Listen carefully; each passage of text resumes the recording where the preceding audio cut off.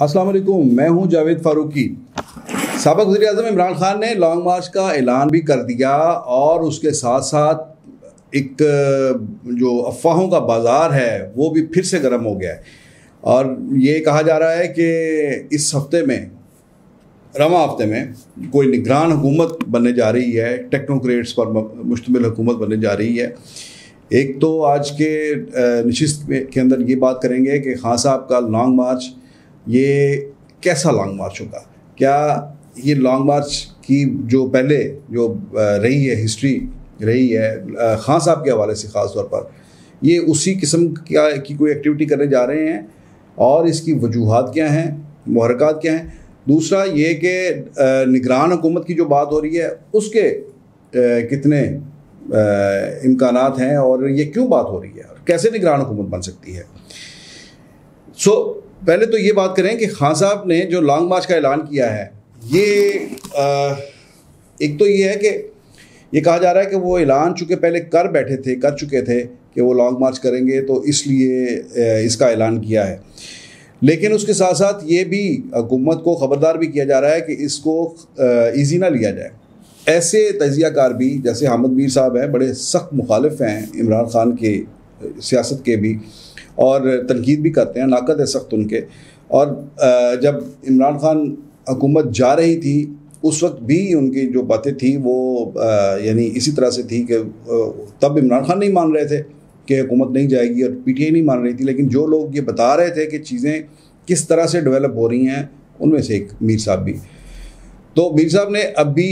जो उनकी गुफ्तगू है उस पर वो ये कह रहे हैं कि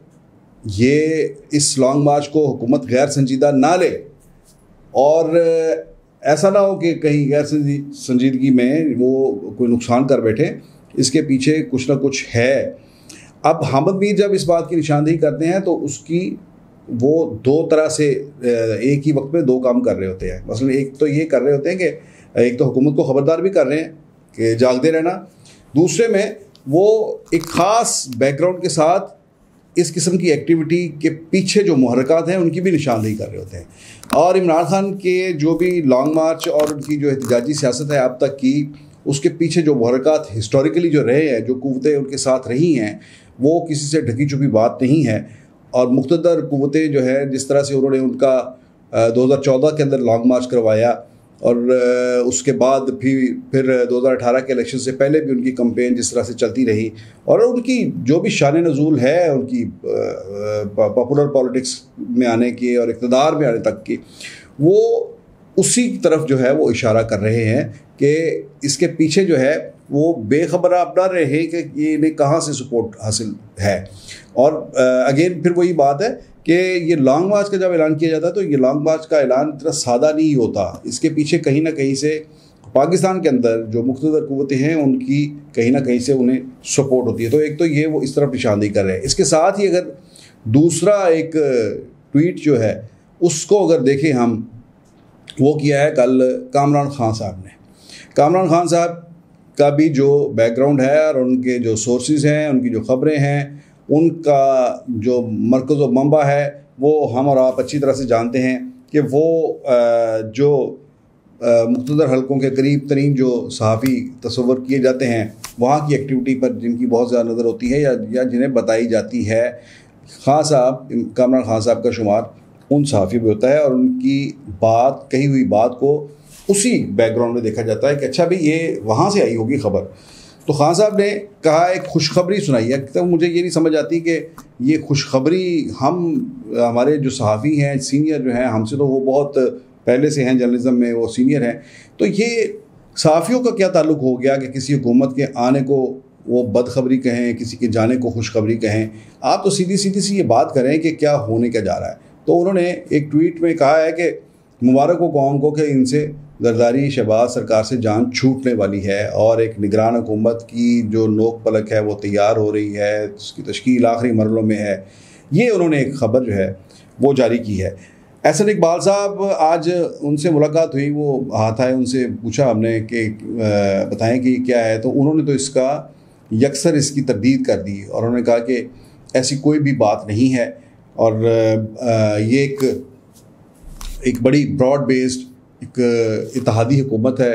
तो इसके अंदर इत्तेहादियों के हाथ में है कि इलेक्शन कब करवाना है। तो ये हुकूमत जो है, ये अब हुकूमत ने फ़ैसला करना है कि कब इलेक्शन करवाने हैं, और उसके अंदर वो इत्तेहादी हैं, उसके साथ उन इत्तेहादियों के साथ मुशावरत करके फ़ैसला किया जाएगा। ये बात उनकी अपनी हद तक तो ठीक है कि उन्होंने कहा कि ऐसा कोई फ़ैसला नहीं हुआ अभी तक कि इलेक्शन में जाया जाए, ये हुकूमत चलेगी और ये हम ही फ़ैसला करेंगे कब इलेक्शन करवाने हैं। लेकिन उसके साथ साथ जो एक्टिविटीज़ चल रही हैं हम उनको नज़रअंदाज नहीं कर सकते। मसलन ये है कि आसिफ अली जरदारी ने जो चौधरी शुजात हुसैन के साथ मुलाकात की, उसके बाद कमर ज़मान कायरा की भी मुलाकात हुई है। अब ये ज़हन में रहे कि मुस्लिम लीग काफ के अब दो हिस्से हैं। एक हिस्सा जो है अब ये उनकी डिवाइड हो गई है, वो तकसीम हो गई है, टूट गई है, ये है, या ये उनका इंटरनल अरेंजमेंट है कि बड़े चौधरी साहब जो हैं, चौधरी शुजात साहब जो हैं, वो देख रहे हैं फेडरल गवर्नमेंट की पॉलिटिक्स को। अब मुझे तो ये ऐसे ही नज़र आता है कि दोनों ने डिवाइड कर लिया है आपस में, कि वो मरकज़ी हुकूमत को देख रहे हैं और वहाँ पर चौधरी शुजात साहब ने खुद से 2 वज़ीर अपनी पार्टी में से 2 अरकान दे दिए, कैबिनेट के अंदर वज़ीर बना दिए, और उन्होंने एक बड़े तरीके से उन्होंने अपना एक आखिरी वक्त पे एक रोल प्ले किया है, और उन्होंने देखा है कि ये 2 वोटों से हुकूमत बन रही है तो 2 वज़ीर ही दिए। तो वो एक अब ये समझे कि उन्होंने अपने हाथ में एक रख लिया, अपना बैलेंसिंग रोल जो है वो अपने हाथ के अंदर रख लिया कि हम 2 हैं जो जब भी बाहर निकलें तो हुकूमत ख़त्म है, हम 2 रहेंगे। तो वो फैसला कौन अपना किरदार जो है उन्होंने अपने हाथ में ले लिया। वैसे तो MKM के भी जो 5 मेंबर्स हैं वो भी, उनका भी रोल ऐसे ही है कि अगर वो अलग हो जाए तो हुकूमत नहीं रहती। इसमें इस हुकूमत के अंदर कोई 8 जमातों के ऊपर मुश्तमिल हुकूमत है, कोई भी एक पार्टी अलग हो जाए तो हुकूमत ख़त्म हो जाती है। तो इसलिए उन्होंने भी अपना इसलिए इसके अंदर हिस्सा डाला कि ये हुकूमत जो है इसे अपने हाथ में रखें, और इसमें ये शहबाज शरीफ जो हैं वो हर वक्त एक ताबेदारी के अंदर रहे। तो आसिफ अली जरदारी जो गए हैं चौधरी शुजात के पास, उसमें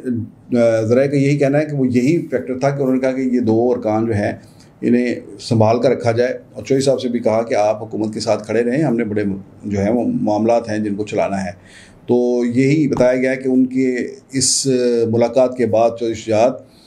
वो उन्होंने हुकूमत के साथ चलने का वो यकीन दिलाया है। ये इस तरह से फेडरल गवर्नमेंट जो है वो यहाँ पर ऐसी सूरत हाल में इस कैफियत पे खड़ी है। दूसरा ये भी आप जहन में रखें कि वहाँ पर ऐवान सदर में अभी तक इमरान खान साहब का प्रेसिडेंट बैठा हुआ है, जो अब तक हुकूमत को जिसने बहुत टफ टाइम दिया है। आरिफ अलवी साहब ने हुकूमत की हर जो एडवाइस है, उन्होंने उनके 3 गवर्नर जो है वो खुद इस्तीफ़ा दे गए। चौथा गवर्नर उन्होंने कहा कि इसे नहीं इस्तीफ़ा दिलाना और इसे चलाना है, तो वो उन्होंने बात जो है वो वज़ीर आज़म की नहीं मानी, उनकी 2 समरियाँ जो हैं वो रिजेक्ट कर दी हैं। और अभी तक पंजाब के अंदर गवर्नर कोई नहीं है, और सिंध के अंदर भी अभी तक कोई गवर्नर नहीं लग सका, बलूचिस्तान में कोई गवर्नर नहीं है, KPK के अंदर कोई गवर्नर नहीं है, चारों सूबों में इस वक्त गवर्नर ही नहीं है। ये देखिए ये कैसा अलमिया है, कैसी बात है, कैसा अनोखा और अचंबा किस्म का एक दौर है जिसमें से हम गुजर रहे हैं। तो मैं ये कह रहा था कि ऐवान सदर में आरिफ अलवी बैठे हैं। कोई भी एक पार्टी ये जो बात केयर टेकर हुकूमत की जो कही जा रही है कि केयर टेकर हुकूमत आ रही है, टेक्नोक्रेट्स की हुकूमत आ रही है, 1 साल रहेगी, 6 महीने रहेगी, ये इसी मफरूज़े की बुनियाद पर कही जा रही है कि कोई भी एक पार्टी जो है उससे जब कहीं से इशारा होगा तो वो एक साइड पे हो जाएगी। ऐवान सदर से प्राइम मिनिस्टर को एतमाद का वोट लेने के लिए कहा जाएगा, जो कि वो एतमाद का वोट नहीं ले सकेंगे, और इस तरह से हुकूमत जो है एक बड़े सॉफ्ट ऑपरेशन के ज़रिए हुकूमत ख़त्म हो जाएगी, और अल्टीमेटली उन्हें निगरान हुकूमत की तरफ जाना पड़ेगा। PTI पहले निकल चुकी है, अब दूसरा फरीक भी जब हुकूमत साजी में से निकल जाएगा तो इस असम्बली का जो है वो ख़त्म हो जाएगी, उसकी जो है हैसियत उसकी ख़त्म हो जाएगी, और उसे तोड़ने के सिवा कोई चारा नहीं होगा। ये एक रोड मैप जो मुमकिन निगरान हुकूमत बनने के लिए जो एक डिस्कस किया जा रहा है, जिसकी बुनियाद पर एक निगरान हुकूमत के आने की पेशन गोइयाँ की जा रही हैं, वो ये है। तो ये एहसन इकबाल साहब ने इसकी तरदीद तो कर दी है, लेकिन ये एक फैक्टर जो है ये बड़ा इम्पोर्टेंट है। इस पर तो मेरा ख्याल है कि ना किसी को वजारतें आप फिर देकर रोक सकते हैं। अगर जब फैसला कर लिया जाए, मुख्तदर हल्कों ने अगर फैसला कर लिया, एस्टेब्लिशमेंट ने फैसला कर लिया कि नई हुकूमत बनानी है, केयर टेकर सेटअप लाना है, तो वो फिर इस तरह से उसको, उनकी प्रॉक्सीज हुकूमत के अंदर बैठी हुई हैं, 2 नहीं 3 नहीं 4 नहीं, कई पार्टियां जो हैं वो उनके एक इशारे पर बैठी हुई हैं। बाप पार्टी बैठी हुई है, मुस्लिम लीग काफ है, MQM है, आज़ाद 2-3 जोड़े हुए हैं उन्होंने। तो कई ऐसे हैं, कोई 3-4 लोगों का जो ग्रुप है उसे अगर इशारा किया जाए कि एक तरफ हो जाएं तो शहबाज सरकार वो पड़ी है। तो इस बुनियाद पर ये है कि ये अफवाहें जो हैं या ये ख़बरें जो हैं ये गर्दिश कर रही हैं कि केयर टेकर सेटअप आएगा। लेकिन सवाल ये पैदा होता है कि ये केयर टेकर सेटअप करेगा क्या ये IMF के साथ एग्रीमेंट्स करेगा? इसमें मुस्लिम लीग नून की तरफ से अब तक जिस किस्म का एक हिचकिचाहट पर मबनी रवैया एक सामने आया, फैसला साजी का जो है वो फुकदान नज़र आया कि उन्होंने फैसले नहीं किए, इकॉनमी के हवाले से कोई फैसला नहीं कर रहे, वहाँ पर भी शायद कहीं ये अप्रोच पाई जाती है कि कोई ऐसी निगरान हुकूमत आ जाए जो ख़ुद ही मुश्किल से जो फैसले हैं, जो IMF की मुश्किल शराइत हैं, वो कहीं खुद से एक्सेप्ट अपने सर ले ले, तो वो ले ले, हमें ना ये काम करना पड़े। लेकिन ऐसे सियासत नहीं होती। फिर आप कोई और काम कर लें, फिर अगर आपने सारा मीठा मीठा हाफा भी करना है तो ये ऐसा नहीं चलता। तो ये निगरान हुकूमत की जो बातें हैं इसके अंदर बहुत ज़्यादा जो है फैक्टर है, ये ख़ुद मुस्लिम लीग नून के अंदर का कन्फ्यूजन है। एक और बात जिसके बाद ख़त्म करेंगे कि जो इमरान खान साहब ने जो 25 तारीख अनाउंस की है धरने की, लॉन्ग मार्च की, उसके हवाले से भी ये बात हो रही है कि ये तारीख उन्होंने लॉन्ग मार्च की क्यों अनाउंस की। तो उसको बहुत ज़्यादा एक सिग्निफिकेंट करार दिया जा रहा है कि ये 25 तारीख को ही IMF के साथ पाकिस्तान के मुज़ाकरात हैं, जो पाकिस्तान को जो अगली किस्त मिलनी है उसके लिए। तो IMF की तरफ से ये बातें सामने आ रही हैं कि पाकिस्तान के अंदर सियासी इस्तेहकाम की क्या सूरत हाल है। अब जो नया एग्रीमेंट होगा जिसके तहत वो नई किस्त देंगे, उस किस्त को जो एक्सटेंड करने की एक बात चली थी पिछली मीटिंग में उनके साथ, तो ये इस हुकूमत के आने के फ़ौरन बाद जो एक नशिस्त हुई थी उनके साथ, उसमें यह था कि इस प्रोग्राम को एक्सटेंड किया जाए। एक तो इसकी मुद्दत एक्सटेंड की जाए, दूसरा इसकी जो पैसा है, जो मालियत है, जो फ़ंड है, उसकी वो भी रकम भी बढ़ाई जाए। तो वहाँ से ये रुकावट ये सामने आई थी कि ये उनने ये इश्योरेंस चाहिए थी कि क्या ये हुकूमत जिसके साथ हम एग्रीमेंट करेंगे, पहले खान साहब के साथ किया तो वो नहीं रहे, उन्होंने वायलेट भी किया, उन्होंने सब्सिडी दे दी, जो वो तय करके आए थे कि सब्सिडी नहीं देंगे बल्कि सब्सिडीज़ जो हैं वो विड्रॉ करेंगे। पेट्रोलियम लेवी उन्होंने शौकत तरीन साहब की प्रेस कॉन्फ्रेंस रिकॉर्ड पर है, उन्होंने कहा कि पेट्रोलियम लेवी जो है वो तदरीज हम बढ़ाएंगे और उसे 30 रुपये पर लीटर तक लेके जाएंगे। तो वो बढ़ाने के बजाय उल्टा सब्सिडी देनी शुरू कर दी उन्होंने, क्योंकि उन्हें पता था कि उनकी हुकूमत जा रही है। सो ये एक इस किस्म का एक फ़ैसला, इस पर IMF का जो है वो इतमाद जो है वो शटर हुआ है, और वो ये चाह रहे हैं कि ऐसा को फ्रीक आकर एग्रीमेंट करे जो 1-2 साल जिसे पता हो कि इसने ये पॉलिसीज़ लेकर चल रही हैं। तो ये हुकूमत, इनका तो ये ख्याल है कि इत्तेहादियों का ये ख्याल है कि पूरी अगले साल अगस्त तक अगर हम मुद्दत पूरी करते हैं तो IMF के साथ हम एग्रीमेंट कर सकते हैं।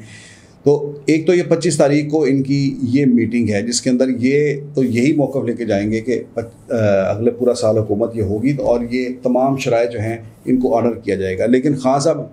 जब 25 तारीख को चढ़ेंगे, इस्लामाबाद की तरफ चढ़ाई करेंगे, तो ये एक बार फिर पॉलिटिकल इंस्टेबिलिटी को ज़ाहिर करेगा, और ये फिर वही रिप्ले होगा जब 2014 के अंदर लॉन्ग मार्च किया गया था, और उस लॉन्ग मार्च के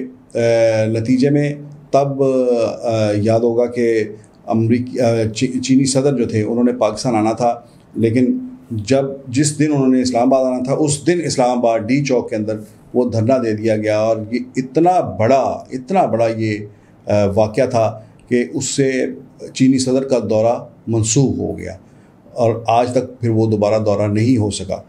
ये बहुत बड़ा सिफारती सतह पर बहुत बड़ा धचका था ये पाकिस्तान के लिए। अब फिर IMF के साथ जो 25 तारीख को मुज़ाकरात होने जा रहे हैं, उसी दिन इस्लामाबाद की सड़कों के ऊपर लाखों लोग होंगे, तो ये क्या मैसेज जाएगा पाकिस्तान की पॉलिटिकल स्टेबिलिटी का हवाले से? हम क्या यकीन दहानी कराएंगे, और क्या किसी से कोई बात करेंगे, एग्रीमेंट करेंगे? कौन हमारे साथ एग्रीमेंट करेगा?